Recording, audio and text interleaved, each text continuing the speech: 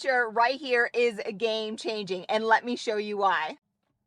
Hi guys, I'm Juliana, your automotive woman, and this week I'm behind the wheel of the Nissan Ariya. Before I get into the real world range and charge times, I'm going to do a full car review in less than 3 minutes, give or take. Then I'm going to tell you about the real world range and charge times, and then finish it off with some pretty cool tech. Now subscribe, because 3 minutes starts right now. Nissan's first all-electric crossover. It's available in 6 different trims plus options, and for an EV SUV, pricing is pretty reasonable, beginning at just under $56,000 Canadian or just over $43,000 US before EV tax credits are applied. With front-wheel drive and all-wheel drive options being available to you, clearly the range is going to be different, and the range is going to be different depending on if you go with the standard 19-inch wheels or available 20s. So the question is, do you prefer to travel up to 348 kilometers, which is 216 miles, or 465 kilometers and 289 miles? Again, with both front-wheel drive and all-wheel drive options being available to you, that also means there's 2 different battery packs and different electric horsepower ranges. The top trim Premier in Canada or Platinum in the US delivers 389 electric horsepower from an 87 kilowatt-hour battery pack. But you could opt for the more affordable front-wheel drive trims, which is equipped with a 63 kilowatt-hour battery pack, and you receive between 214 electric horsepower up to 238. The Ariya comes equipped with a 7.2 kilowatt onboard charger and battery heater. Both of these features help to speed up charging, and Nissan suggests that you can go from 10 to 80% full within 40 minutes using a DC fast charging tower with a minimum of 130 kilowatts. But keep watching for my real world charge times. Whether you choose to purchase the base trim Ariya or the top trim, standard driver assisted technology is impressive. So as standard, you receive Pro Pilot Assist with NaviLink, which essentially is navigation without requiring a subscription, which is nice. Then there's also a standard heads-up display, intelligent adaptive cruise control, forward collision warning, automatic emergency braking with pedestrian detection, lane and blind spot monitoring with a rear view monitor, rear cross traffic alert, and rear emergency braking. The Ariya is competing against the likes of the Hyundai Ioniq 5, Kia EV6, and Mustang Mach-E, all EVs I've previously reviewed. If you look down in the description below, I'll provide you with a side-by-side comparison in terms of overall cargo space. That aside, most Ariya trims offer a power trunk, but the top trims include a motion-activated power liftgate. A max tow rating of 1,500 pounds is only available on the e-Force all-wheel drive trims, and overall cargo capacity is below rivals, even with the seats folded in their 60-40 split configuration. But I like the adjustable trunk floor height and different compartment configurations, and the available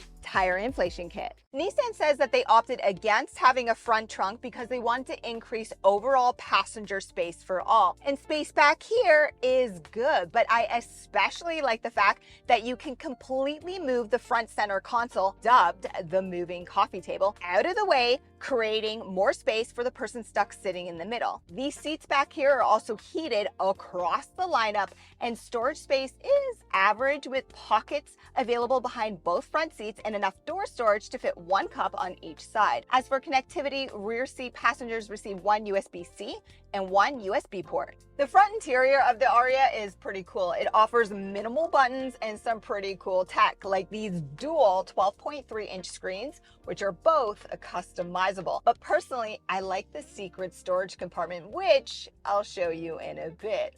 Then popular features like a dual panel sunroof, heated seats, heated steering wheel, wireless Apple CarPlay, and wired Android Auto are standard, along with a standard mobile charge pad, which is a bonus, all available and again standard in the mid trims and above. Extra connectivity such as 1 USB, 1 USB-C, and 1 12-volt port can be found in front of the center console. But keep watching for more about technology and how to use it. Now let's go for a drive and talk real world range.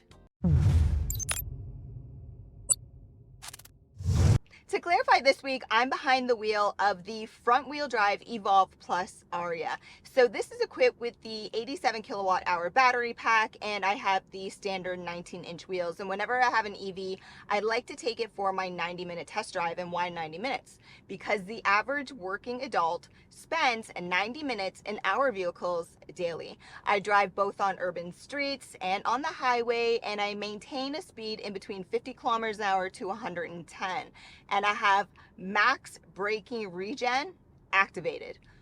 All that said, here are my daily driving real world range tests with charge times.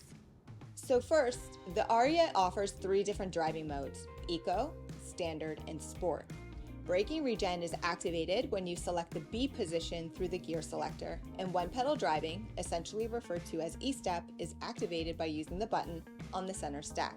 Now, although the Ariya is equipped with 3 different driving modes, I focused on optimizing range and comparing Eco mode 3 different ways.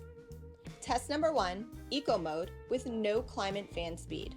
Again, I drove on both urban and highway roads, maintaining an average speed between 50 kilometers an hour and 110 kilometers an hour. I began with 478 kilometers of max battery range, which is slightly more than the advertised 465 kilometers of max range with 19-inch wheels. When I completed my 30-minute drive, I finished with 452 kilometers, which is a total loss of 26 kilometers of range. Test number 2, Eco mode with the climate fan speed set to 2. With braking regen and E-step activated, I used the same roads and same average speeds. I began with 452 kilometers of range available, and after 30 minutes, I concluded with 411 kilometers, which is a total loss of 41 kilometers of range and slightly more than Eco mode with no climate fan. Test number 3, Eco mode with the driver-only climate setting. Again, with braking regen and E-step activated, I used the same roads and same average speeds.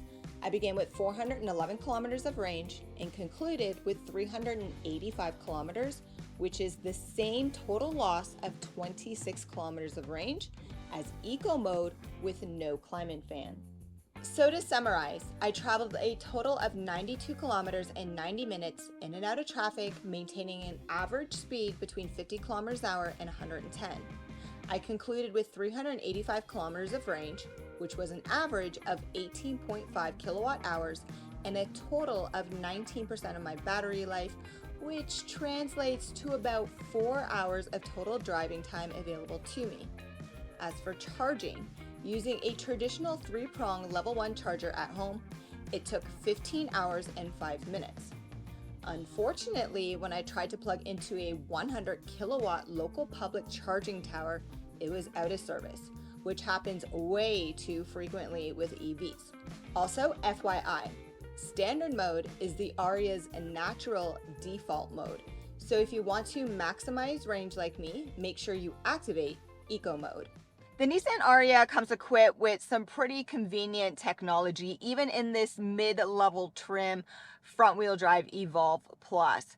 So I've come to appreciate smart doors. Yes, the doors are going to unlock as I approach, but it's super convenient when you get home from work or the grocery stores and your hands are full and you don't have to fiddle around with your key fob. The doors will just automatically lock for you while you're walking away. So again, I've come to appreciate that.